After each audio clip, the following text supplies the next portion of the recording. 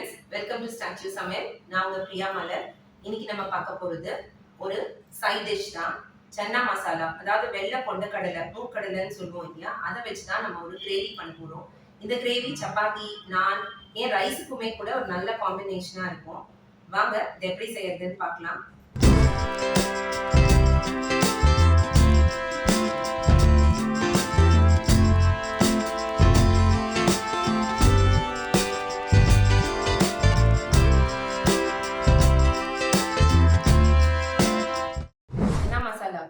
வெள்ளை மூக்கடலை, அதாவது கொண்டக்கடலைன்னு சொல்லுவோம்.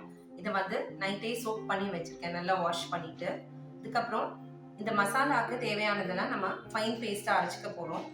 சின்ன வெங்காயம் எடுத்திருக்கேன். நீங்க வேணும்னா நார்மலா பெரிய வெங்காயம் கூட ஸ்லைஸ் பண்ணி எடுத்துக்கலாம்.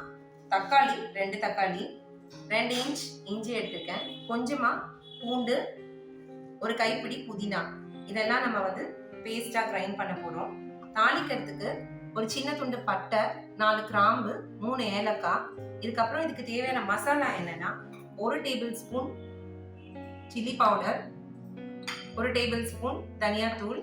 இதுக்கு நான் வந்து மசாலா வீட்லயே ரெடி பண்ணி வச்சிருக்கேன். ஆக்சுவலா இது நான் பாவ் பாஜிக்காக ரெடி பண்ணேன். இந்த மசாலா போட்டிங்கன்னா ரொம்பவே டேஸ்டா இருக்கும்.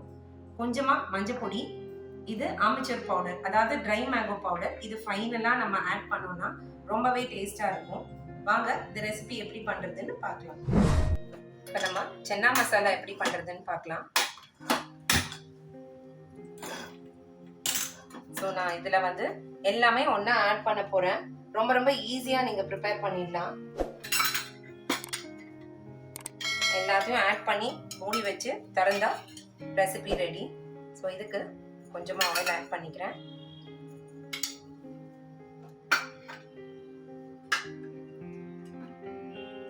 எண்ணெய் சூடானதும் நம்ம வந்து இதுல பட்டை, கிராம்பு, ஏலக்காய்,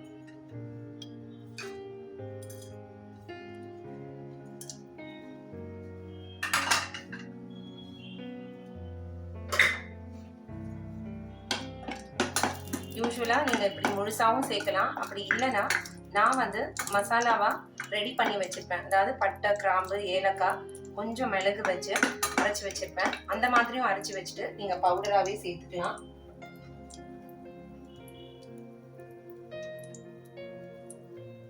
இதை பொரிஞ்ச பிறகு நம்ம அரைச்சி வச்சிருந்தோம் இல்லையா, அதாவது வெங்காயம், தக்காளி, புதினா, இஞ்சி, பூண்டு, இது எல்லாத்தையும் நம்ம இதுல இப்ப சேர்த்துக்க போறோம்.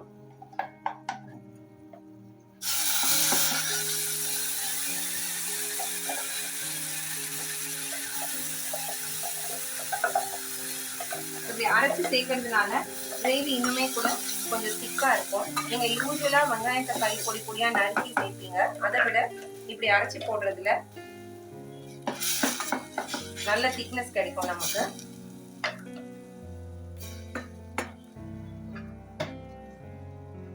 ஸோ இது கூட நான் ஊற வச்சு வச்சிருக்க சென்னாவை ஆட் பண்ணிக்கலாம்.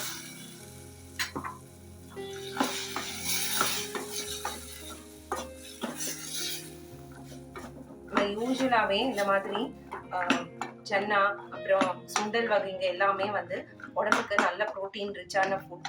ஸோ இந்த மாதிரி வேக வச்சு நம்ம அப்படியே சாப்பிட்றத விட இது மாதிரி செஞ்சா சைட் டிஷ்ஷாவும் யூஸ் பண்ணிக்கலாம். ஸோ நான் சென்னாவை ஆட் பண்ணி மிக்ஸ் பண்ணியாச்சு. இப்போ வந்து இதுல மிளகாத்தூள், மஞ்சள் பொடி, தனியாத்தூள்,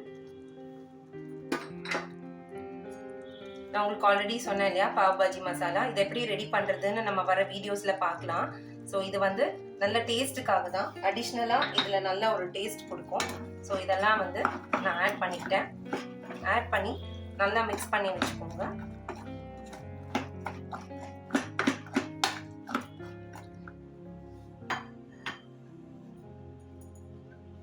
இப்போ நம்ம அரைச்சி வச்சிருந்தோம் இல்லையா, அதுலயே கொஞ்சமா தண்ணியை ஆட் பண்ணிட்டு ஆட் பண்ணிக்கலாம். இந்த சன்னா மசாலா நீங்க வந்து சமோசாஸ் கிடைக்கும் போது நீங்க சமோசா சன்னா கூட பண்ணிக்கலாம். அதுக்குமே ரொம்ப ரொம்ப டேஸ்டியா இருக்கும். இதில் நம்ம ஆட் பண்ணியிருக்கிற புதினா வந்து டைஜஷனுக்கு ரொம்ப ரொம்ப நல்லது. ஸோ இப்போ எல்லாமே ஆட் பண்ணியாச்சு. இதை மூடி போட்டு ஒரு 4 விசில் விடலாம்.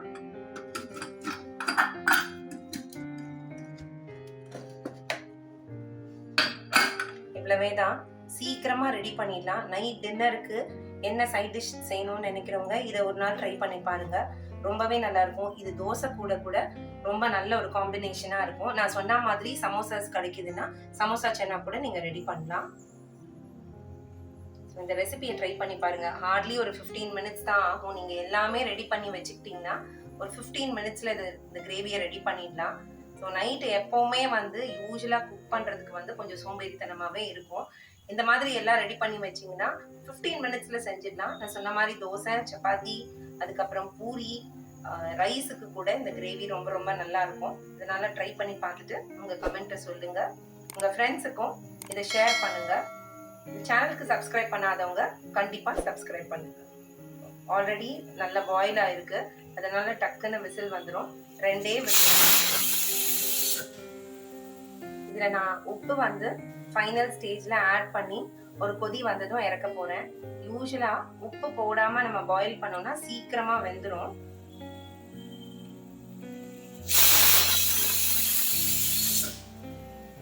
நீங்க ப்ரெஷர் இமீடியட்டா ரிலீஸ் பண்ணாம அப்படியே வச்சுட்டு அப்புறமா ரிலீஸ் பண்ணீங்கனாலுமே நல்லா அந்த டைம்குள்ள வெந்து வரும். நான் இப்போ இந்த வீடியோக்காக கொஞ்சம் உங்களுக்கு இதை ரிலீஸ் பண்ணிட்டு காமிக்கிறேன். நீங்க குக் பண்ணும் போது ஆட்டோமேட்டிக்கா அந்த ப்ரெஷர் எல்லாம் வந்து போட்டோம். அது வரைக்கும் வச்சுட்டு அப்புறமா குக்கரை ஓபன் பண்ணுங்க.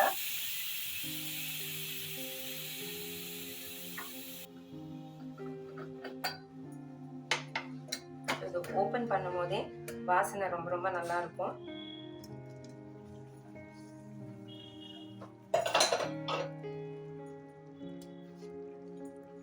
ஸ்டேஜ்ல உப்பு சேர்த்துக்கலாம். நான் சொன்ன மாதிரி இந்த ஆமச்சூர் பவுடர் வந்து ட்ரை மேங்கோ பவுடர். இது உங்களுக்கு எல்லா டிபார்ட்மெண்டல் ஸ்டோர்லயும் கிடைக்கும். இதை நீங்க ஆட் பண்ணீங்கன்னா டேஸ்டே கூட கொஞ்சம் நல்லா தூக்கலா இருக்கும். யூஸ்வலா எல்லா சாட் ஐட்டம்லயுமே சாட் மசாலா இல்லைன்னா இந்த ஆமச்சூர் பவுடர் கண்டிப்பா ஆட் பண்ணுவாங்க.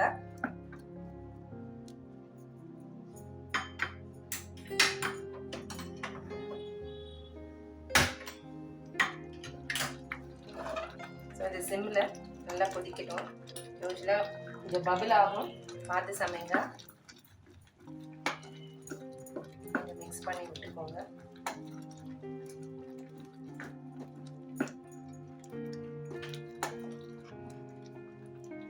இந்த சன்னா மசாலா ரெடி ஆயாச்சு. இப்போ இதில் மேலே கொத்தமல்லி தூவி அழகாக இறக்கிடலாம். பார்க்கறதுக்கே நல்லா கலர்ஃபுல்லாக இருக்கும். கண்டிப்பாக எல்லாரும் ட்ரை பண்ணி பாருங்க. சன்னா மசாலா ரெடி ஆயாச்சு. நீங்கள் இதை சப்பாத்தி நானுக்கு தான் நான் சைட் டிஷ்ஷாக சொல்லியிருக்கேன். அப்படி நீங்கள் சப்பாத்தி நானுக்கு சர்வ் பண்ணும் போது கூடவே அனியன் ஸ்லைசஸ் வச்சு சர்வ் பண்ணிங்கன்னா ரொம்பவே இன்ட்ரெஸ்டிங்காக இருக்கும் சாப்பிட்றதுக்கு. பாருங்க, இந்த மாதிரி அனியன் ஸ்லைசஸ் வச்சு சர்வ் பண்ணுங்க. எப்பவுமே சர்விங் ரொம்ப ரொம்ப இம்பார்ட்டன்ட். நீங்கள் எந்த அளவுக்கு அழகாக சர்வ் பண்ணுறீங்களோ அந்த அளவுக்கு விரும்பி சாப்பிடுவாங்க. ஸோ குக் பண்ணுறதை விட சர்விங் ரொம்பவே இம்பார்ட்டன்ட். எல்லாரும் ட்ரை பண்ணி பாருங்க, கண்டிப்பாக உங்களுக்கு பிடிக்கும்னு நினைக்கிறேன்.